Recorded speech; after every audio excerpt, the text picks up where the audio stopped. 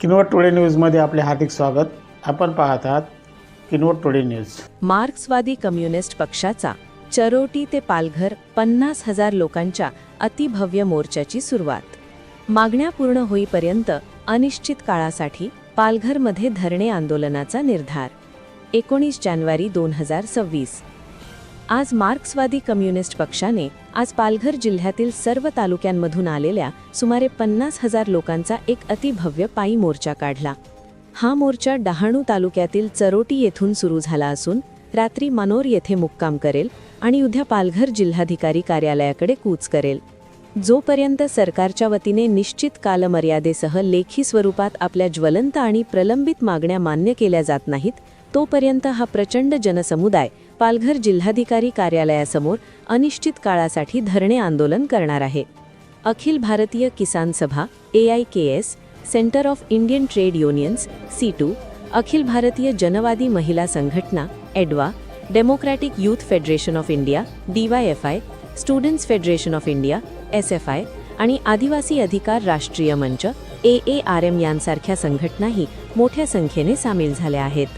या मोर्चाचे नेतृत्व माकपचे पॉलिट ब्युरो सदस्य आणि AIKSचे राष्ट्रीय अध्यक्ष डॉक्टर अशोक ढवळे, पॉलिट ब्युरो सदस्य आणि EDWAच्या राष्ट्रीय सरचिटणीस मरियम ढवळे, केंद्रीय समिती सदस्य आणि माकप राज्य सचिव आणि किसान सभेचे राष्ट्रीय सहसचिव डॉक्टर अजित नवले, केंद्रीय समिती सदस्य आणि C2चे राज्य सचिव, डहाणूचे 2 वेळा आमदार असलेले विनोद निकोले, राज्य सचिव मंडळ सदस्य आणि AARMचे राज्य निमंत्रक किरण गहला आणि इतर अनेक जण करत आहेत।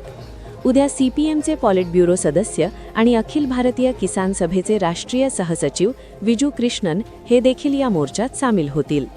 या मोर्चाच्या प्रमुख मागण्या खालीलप्रमाणे आहेत: वन अधिकार कायद्याची कठोर अंमलबजावणी करणे, सर्व देवस्थान, इनाम, वर्कस आणि सरकारी जमिनी कसणाऱ्यांच्या नावावर करणे, मोदी सरकारने रद्द केलेली मनरेगा योजना पूर्ववत सुरू करणे, स्मार्ट मीटर योजना रद्द करणे, पेसा कायद्याची अंमलबजावणी करणे, 4 श्रमसंहिता रद्द करणे, वाढवण आणि मुरबे बंदरांचे जनविरोधी प्रकल्प रद्द करणे, पिण्यासाठी आणि सिंचनासाठी पाण्याची सोय करणे, शिक्षण, रोजगार, रेशन, आरोग्य इत्यादी सुविधांमध्ये वाढ करणे। परिसरातील घडामोडी पाहण्यासाठी पाहत रहा KTN Maharashtra news. Channel subscribe करा, लाईक करा व पुढील ग्रुपवर शेअर करा।